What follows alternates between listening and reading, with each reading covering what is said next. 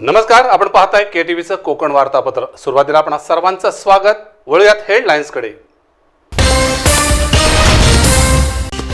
उठसूट सरकारवर खोटे नाटे आरोप करणे हाच भाजपचा एक कलमी कार्यक्रम। परिवहन मंत्री तथा पालकमंत्री अनिल परब गरजले। मराठा समाजाला आरक्षण मिळेपर्यंत संघर्ष सुरूच ठेवणार, भाजप आमदार प्रसाद लाड यांनी दिला इशारा। मुंबई गोवा महामार्ग चौपदरीकरणाचं काम 2022 अखेर पूर्ण होणार, मदत आणि पुनर्वसन मंत्री नामदार विजय वडेट्टीवार यांचं प्रतिपादन। आणि सर्व काही केंद्र सरकार करणार असेल तर मग राज्य सरकारचं नेमकं काम तरी काय? भाजप प्रदेश सचिव तथा माजी खासदार निलेश राणे यांनी आघाडी शासनावर केला प्रहार। तर आता थेट वळूया सविस्तर बातम्यांकडे। तौक्ते चक्रीवादळामुळे मंत्री, अधिकारी, लोकप्रतिनिधींचे दौरे सुरू झाले असतानाच उठसूट खोटेनाटे आरोप करून सरकारला बदनाम करणे हा भाजपवाल्यांचा एक कलमी कार्यक्रम होऊन बसला असल्याची घणाघाती टीका पालकमंत्री नामदार अनिल परब यांनी केली आहे। आता हेच तुम्हाला सांगू शकतील की प्रत्येक घराघरात ते पोचलेत की नाही, आणि तुम्ही त्याला विटनेस आहात। त्याच्यामुळे कोण काय म्हणतंय याच्यापेक्षा आम्ही काय करतो याला आम्ही जास्त महत्त्व देतो। तरीही भाजप तुमच्या टीका करते, ह्याकडे आपण आता विरोधी पक्ष म्हणून त्यांचं हे काम आहे। आता उद्या त्यांनी जर आम्हाला म्हणलं की खूप चांगलं काम केलं तर कसं चालेल? त्यामुळे लोक ह्याला विटनेस आहेत, लोकांना माहिती आहे की कोणी काम केलं आणि कोणी नाही केलं। आज हे जे 2 आमदार बसलेले आहेत हे प्रत्येक घरात जिथे नुकसान झालेलं आहे तिथपर्यंत पोचलेले आहेत, त्यांना मदत केलेली आहे। आता ठीक आहे, विरोधक तुम्हाला असं म्हणा, तुम्ही थेट का बोलत नाही? मग ते दिशाभूल करतायत विरोधक जनतेची, विरोधक पण राखून बोलताय। विरोधक म्हणून ते टीका करण्याचं काम करणार, आम्ही सत्ताधारी किंवा शिवसेनेचे कार्यकर्ते म्हणून आम्ही आमचं काम करणार, ते नेहमीच करतो आम्ही। सरकारची बदनामी करतायत, तुम्हाला असं म्हणायचं विनाकारण तुम्ही काम करत असताना इथे टीका करतायत। माझं एक प्रकारे सरकारची बदनामी करतायत, तुम्हाला असं थेट भेटायचं नाही। सरकारवरती टीका करणं हे त्यांचं कामच आहे आणि ते करतायत। आमचं काम लोकांना मदत करणं ते आम्ही करतोच आहे। पण मदत करूनही टीका करत असेल तर उत्तर आपण देणार का? त्याचं उत्तर त्यांनी द्यायचंय ना, कुणी द्यायचं उत्तर? विरोधी पक्षाने द्यायचं आहे। आणि तुम्हाला माहिती आहे, तुम्ही स्थानिक आहात, तुम्ही हे काम बघितलेलं आहे, त्याच्यामुळे दोघांमधला फरक हा तुम्हाला जास्त आमच्यापेक्षा चांगला माहिती आहे। विरोधी पक्षाने भूमिका बजावायला आलं असं आपलं म्हणणं। हा, ते त्यांचं काम करून गेले, आम्ही आमचं काम करतो। रत्नागिरी येथे आयोजित पत्रकार परिषदेमध्ये बोलताना पालकमंत्री नामदार अनिल परब यांनी भाजपचे सर्व आरोप निराधार आणि बिनबुडाचे असल्याचा आरोप करीत त्यांच्या प्रत्येक आरोपाला उत्तर देण्याची आवश्यकता नाही, कारण ये पब्लिक है, ये सब जानती है असे ते म्हणाले। शिवसेनेने कोविडमध्ये काय काम केलं हे आपण सगळे जाणताय। हे कोविड सेंटर कोण आता कधी सुरू करतंय किंवा कशा प्रकारे सुरू करतंय याची देखील आपल्याला देखील पूर्ण जाणीव आहे। या कोरोनाच्या महामारीमध्ये शिवसेनेने काय काम केलं हे काय मी आता वेगळं सांगायची गरज नाही। हे आत्ता कामाला सुरुवात करतायत असं म्हणतायत, अजूनही केलेलं नाही आहे। शिवसेनेने रस्त्यावर उतरून काम केलेलं आहे हे आपण सगळ्यांनी बघितलेलं आहे। आम्ही आता मंत्री आहोत, मी मंत्री आहे, उदय सामंत मंत्री आहे। आमच्या सगळ्या भागात जाऊन बघा की मंत्री व्हायच्या पूर्वी जे काम करत होतो आणि मंत्री झाल्याच्या नंतर त्याच्यात काय फरक पडलाय का? आजही आम्ही रस्त्यावर आहोत, आजही रात्री अपरात्री लोकांच्या मदतीला जातोय। लोकांना आजही रात्री अपरात्री उठून आम्ही स्वतः हॉस्पिटलला जातो, हॉस्पिटलमध्ये मदत करत होतो। जे काम पूर्वी शिवसैनिक म्हणून करत होतो, मंत्री झाल्यानंतर अधिक ताकदीने ते काम करतोय। शिवसेना सध्या सरकारमध्ये आहे, सरकारच्या माध्यमातून मदत करतेच आहे ना। जर शिवसेना सरकारमध्ये नसली असती तर याच्यापूर्वी देखील शिवसेनेने असे कार्यक्रम केलेले आहेत ना। आज शिवसेना सरकारच्या माध्यमातून, शिवसेनेचा मुख्यमंत्री आहे, सरकारच्या माध्यमातून हे सगळं काम करू शकत आहे। महाविकास आघाडी सरकार उत्तम पद्धतीने काम करीत असल्याने सरकार 5 वर्षाचा कालावधी पूर्ण करेल असं पालकमंत्री नामदार अनिल परब पत्रकारांजवळ बोलताना म्हणाले। आणि निसर्ग चक्रीवादळात सरकारने मदत केली आहे, यावेळीही करणार आहे असंही ते पुढे म्हणाले। निसर्ग चक्रीवादळाची नुकसान मिळाली नाही तर नाही, किमान ही तरी मिळावी अशी त्यांनी अपेक्षा व्यक्त केली आहे। निसर्ग चक्रीवादळाचं नुकसान मिळालं नाही असं नाही आहे, काही ठिकाणी अजूनही थोडंसं बाकी आहे असं म्हणतात। या संदर्भात पुढच्या आठवड्यात मी बैठक लावलेली आहे। जे कोणाचे बाकी आहेत त्यांचे देणी दिली जातील, परंतु बहुतांशी देणी सगळ्यांची दिलेली आहेत। मी आत्ताच थोड्या वेळापूर्वी माहिती घेतलेली आहे. सर माल 30 वाहतुकीमध्ये कोटीचा जो होता ना हेड बदलायचा विषय होता ना, 30 कोटी परत गेले ते हेड त्या अजून का वेळ लागतो? त्या संदर्भात मी पुढच्या आठवड्यात बैठक लावली आहे. काय नेमकी कशासाठी ती अडचण झाली ती बघून त्याचा मार्ग काढला जाईल. सरकार मजबूत आहे, पूर्ण 5 वर्ष त्याचं ते नक्की पूर्ण करतील, त्या बाबतीत कुठलीही शंका नाही.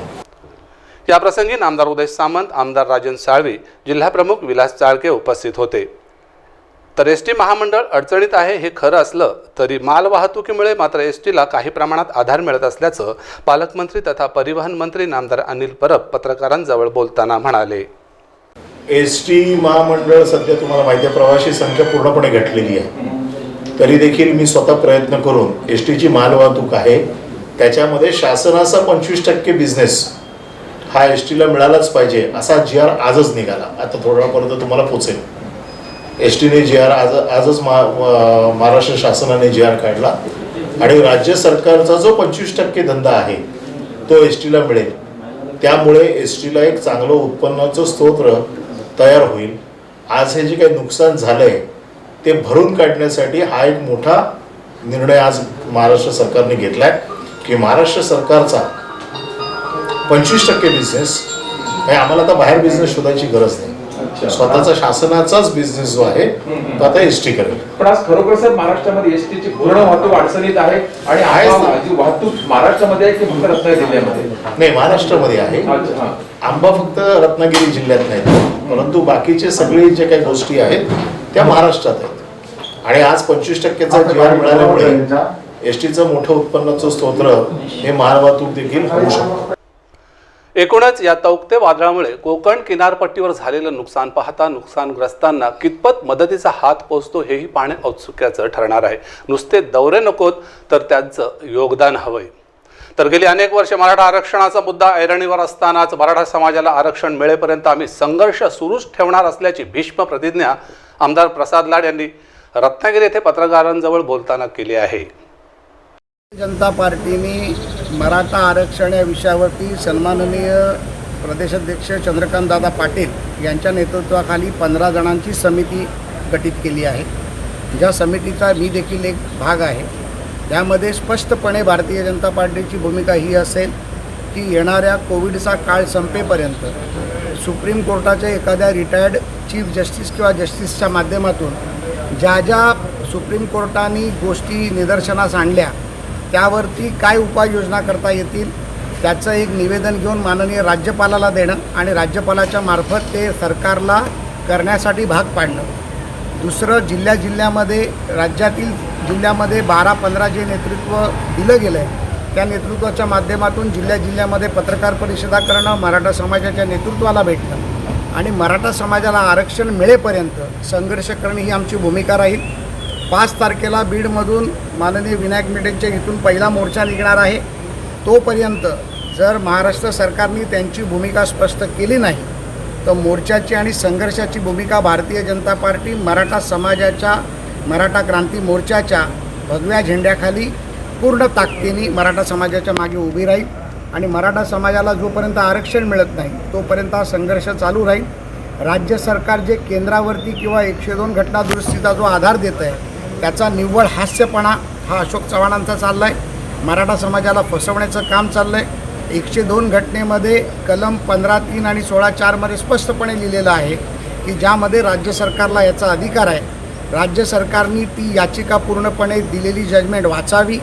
आता भोसले समिती गठीत केली आहे त्याच्या उत्तराची वाट पाहावी आणि या माध्यमातून ज्या ज्या गोष्टीचा उल्लेख सुप्रीम कोर्टाने माननीय केला आहे त्याच्यावरती एक समिती गठीत करून मागासवर्गीय आयोगाचं गठन करून ती पुन्हा एकदा केंद्राकडे किंवा राष्ट्रपतींकडे ती पाठवावी, केंद्रीय मागासवर्गीय आयोगाकडे पाठवावी आणि त्या माध्यमातून मराठी समाजाला आरक्षण मिळवून देईल अशी मला अपेक्षा आहे. भाजपतर्फे रत्नागिरी जिल्ह्यात 35 बेडचं 6 कोविड सेंटर विविध तालुक्यात उभारले जाणार असून त्या ठिकाणी रुग्णांसाठी डॉक्टर्स आणि परिचारिकांची चांगल्या प्रकारे सेवा उपलब्ध करून दिली जाणार असल्याचं प्रसाद लाड यांनी सांगितलं आहे. जसं आम्ही जाहीर केलं होतं त्याप्रमाणे जे हॉस्पिटल्स आम्ही 50 बेडचे 4 हॉस्पिटल्स करणार होतो तिथे आजच्या चर्चेमध्ये सन्माननीय निलेश राणे साहेबांनी जी सूचना मांडली त्यामध्ये आम्ही 35 बेडचे 6 हॉस्पिटल करण्याचा निर्णय घेतला आहे.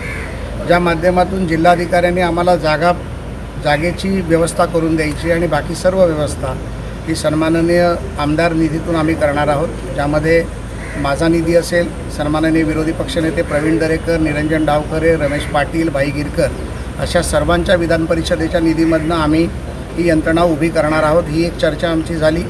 या व्यतिरिक्त सन्माननीय राणेसाहेबांनी आठवड्याला 1 टँकर ऑक्सिजनची देण्याची व्यवस्था जिल्हाधिकाऱ्यांना करून दिली, ज्याच्यामुळे मला असं वाटतं की जिल्ह्यातील ऑक्सिजनची जी तुटवड्याची जी बाजू होती ती आता पूर्णत्वाकडे जाईल आणि राणेसाहेबांच्या प्रयत्नाने ऑक्सिजन देखील मिळतं आणि या जिल्ह्याला जवळजवळ 20 परिचारिका आणि 3 ते 4 चांगले डॉक्टर देखील त्यांच्या माध्यमातून मिळत आहेत आणि या व्यतिरिक्त देखील जी काही मदत लागेल ती मदत आम्हाला मिळेल.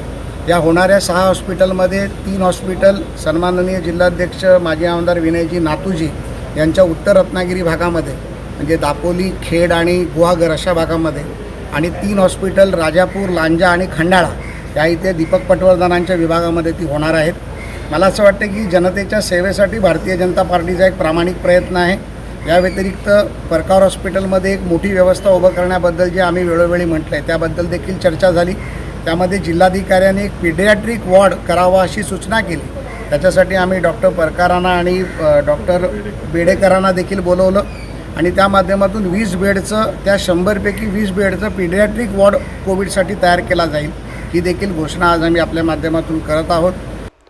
चक्रीवादळ, कोविड इत्यादी विषयांवर भाजपच्या एका शिष्टमंडळाने जिल्हाधिकारी लक्ष्मीनारायण मिश्रा यांची भेट घेतली आणि आमचे सर्व मुद्दे त्यांच्या समोर मांडले आणि त्यांनीही आमची बाजू चांगल्या प्रकारे समजून घेतली असल्याचं आमदार प्रसाद लाड यांनी सांगितलं आणि काही अधिकाऱ्यांवर कारवाई करण्याची देखील मागणी केली आहे. माननीय निलेश राणे साहेबांनी लांजा भागातील आणि राजापूर भागातील काही तक्रारी कलेक्टरांकडे केल्या. अधिकाऱ्यांचं उर्मटपणे वागणं कलेक्टरांच्या समोर त्याने आणून ठेवलं. या व्यतिरिक्त जी रस्त्यावरती झाडं पडली आहेत ती झाडं कापण्याची यंत्रणा देखील नाही आहे. फॉरेस्ट ऑफिसर फोन उचलत नाही आहेत. अशा परिस्थितीमध्ये कलेक्टरांना आम्ही सख्तपणे सांगितले आहे की यामध्ये तातडीने कारवाई केली जावी. आज जनता वीज नाही म्हणून त्यांना पाणी मिळत नाही आहे, घरामध्ये वीज नाही, मोबाईल चालत नाही आहे. तर अशा परिस्थितीमध्ये तात्काळ लाईटची व्यवस्था करून द्यावी. जिथे लाईटची व्यवस्था व्हायला वेळ लागणार आहे तिथे जनरेटरची व्यवस्था करावी असं देखील आम्ही त्यांना सूचना केलेल्या आहेत. मला असं वाटतं की कलेक्टरांनी संपूर्ण पॉझिटिव्हली आमची बाजू ऐकून घेतली आणि ते प्रशासनाला या कामी लावतील अशी आमची सर्वांची अपेक्षा आहे. मराठा समाजाने कशा प्रकारे जिवंत राहायचा असा प्रश्न समोर उभा राहिला असतानाच राज्य शासन मात्र सर्व काही केंद्रावर ढकलण्याचं काम करीत असते असा आरोप माजी खासदार निलेश राणे यांनी केला आहे. माझी भूमिका एक मराठा म्हणून किंवा आमच्याबरोबरचे जे काही संघटना संलग्न आहेत किंवा आम्ही त्यांच्याशी बोलणी करतोय, जिवंत कसं राहायचं हा आमच्यासमोर प्रश्न पडला आहे. आमच्या तरुणांसमोर लक्षात आलं किती वर्ष वाट बघायची आणि आता ठाकरे सरकारने जो घोळ करून ठेवला या सगळ्या विषयामध्ये, लक्षात ठेवा हा केंद्र सरकारावर एक दिवस त्यांना ढकलायचंच होतं. म्हणून त्यांनी मुद्दामून महाधिवक्ता असतील किंवा ते सगळे वकील असतील जवळपास 550 रेफरन्सेस जे द्यायला पाहिजे होते कोर्टामध्ये ते दिलेलेच नाही. म्हणजे तुम्हाला मराठ्यांना आरक्षण द्यायचंच नव्हतं. त्यांना ढकलायचं फक्त केंद्र सरकारवर की आता तुम्ही करा. संभाजी महाराज काय म्हणतायत ते अजून मी ऐकलेलं नाही, पण माझी भावना अशी आहे की कधीपर्यंत थांबणार आणि थांबायचं किती दिवस. थांबून देत आहेत काय तर आयुष्यभर थांबूया. काय करायला देत आहेत काय. करोना काय फक्त मराठ्यांसाठी आहे का. कधीतरी याचा विचार केला पाहिजे. नुसतं संयमी राहून जर सगळं मिळत असेल तर आम्ही घरातच बसतो ना, मग लढाई कशाला. आणि आता मराठ्यांची भावना तीव्र झालेली आहे. हा एकटा आता कुठल्या महाराजांचा किंवा राणेंचा किंवा परवांचा किंवा XYZचा विषय राहिलेला नाही. ही तरुणांची आता चीड आहे, ती आता रस्त्यावर दिसेल. तर तौक्ते चक्रीवादळामुळे नुकसान झालेल्यांना अद्यापही मदत मिळाली नसल्याबद्दल निलेश राणे यांनी नाराजी व्यक्त केली. तसेच प्रशासन कुठेतरी कमी पडत आहे असंही ते पुढे म्हणाले. लोक हलाक्यात आहेत. अनेक लोकांची घरं उद्ध्वस्त झालेली आहेत. गुरं मेलेली आहेत, जनावरं मेलेली आहेत. लाईटीचे पोल पडलेले आहेत. 2-2 दिवस गावामध्ये लाईट नाही. प्रशासन कुठेतरी कमी पडतं आहे हे मी कलेक्टरांना आता सांगितलं. कुठे कुठे कमी पडतं आहे ते, कारण का मी प्रत्यक्षात इकडे जाऊन आलो राजापूर तालुका केला, रत्नागिरी तालुका आणि लांजा परिस्थिती भयावह आहे.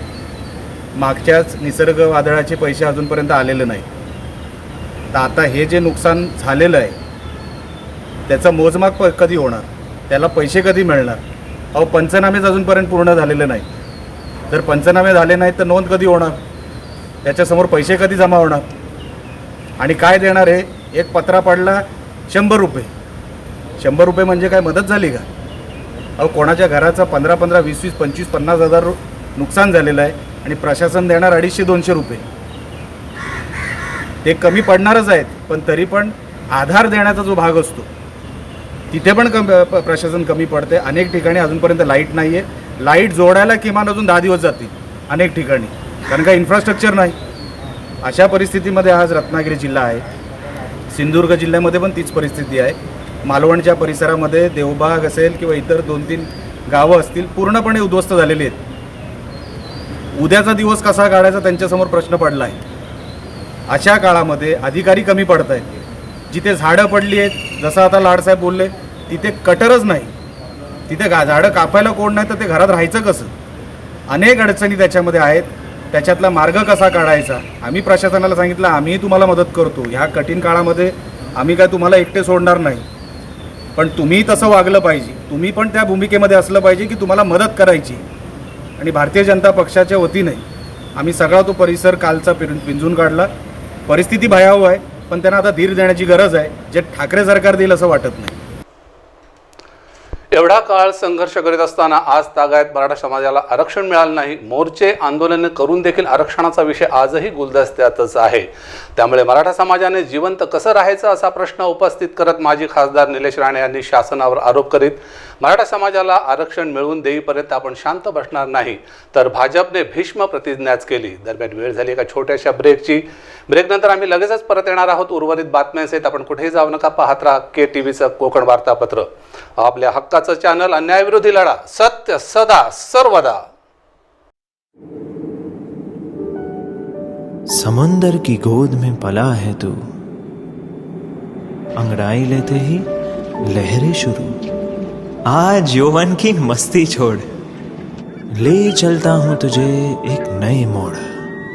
आजा तुझे मां पुकारे अब, छेड़ देते हैं बीच से कुछ शरारत हंसी.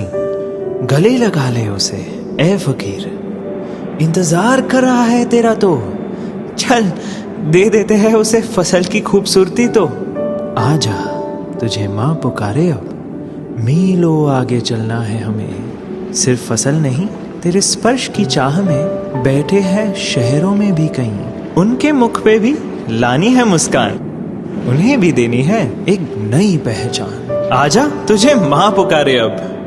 फिनोलेक्स पाइप्स पहुंचाए पानी को अपनी मां के पास. ब्रेक नंतर पुन्हा एकदा आपलं स्वागत. तर मुंबई गोवा महामार्गाचे रखडलेले काम 2022 पर्यंत नक्की पूर्ण होईल असा विश्वास राज्याचे मदत आणि पुनर्वसन मंत्री नामदार विजय वडेट्टीवार यांनी व्यक्त केला आहे. आता महामार्गाचं काम गेले अनेक वर्ष झाले रखडलं आहे, पण त्याला आता थोडीशी गती आल्याचं आता दिसते आहे. मला अपेक्षा आहे की 2022च्या आतमध्ये हे काम पूर्ण होईल. त्यामध्ये अनेक काही गोष्टी झालेल्या आहेत, त्यामुळे ते रखडलेलं आहे. त्यामुळे अनेक निष्पाप लोकांना आपला जीवही गमवावा लागला ही शक्यता आहे. आणि त्यामुळे कंत्राटदारावर याला जबाबदार असणाऱ्यावर खऱ्या अर्थानं कारवाईची अपेक्षा होती. त्यांच्यावर सदस्य मनुष्यवधाचा गुन्हा दाखल करण्याची आवश्यकता होती, कारण यांच्या निष्काळजीपणामुळे आणि काम रखडल्यामुळे अनेक लोकांना जीव गमवावा लागला होता. तर आणि ही वस्तुस्थिती असतानासुद्धा याकडे मात्र मला वाटतं की नॅशनल हायवेची संपूर्ण यंत्रणाच याला जबाबदार आहे. राज्य सरकार म्हणून आम्हाला जरी मर्यादा असल्या तरी आम्ही माननीय आमचे नितीन गडकरी साहेब आहेत त्यांनाही विनंती केली की लवकरात लवकर हे काम पूर्ण करून अनेक वर्षापासून रखडलेलं काम पूर्ण झालं पाहिजे अशी मागणी मी गडकरी साहेबांना पत्र देऊन करणार. रत्नागिरी दौऱ्यावर आले असता काँग्रेसचे नेते आणि मदत आणि पुनर्वसन मंत्री विजय वडेट्टीवार यांनी काँग्रेस भवन येथे जाऊन देशाचे माजी पंतप्रधान राजीव गांधी यांना श्रद्धांजली अर्पण केली.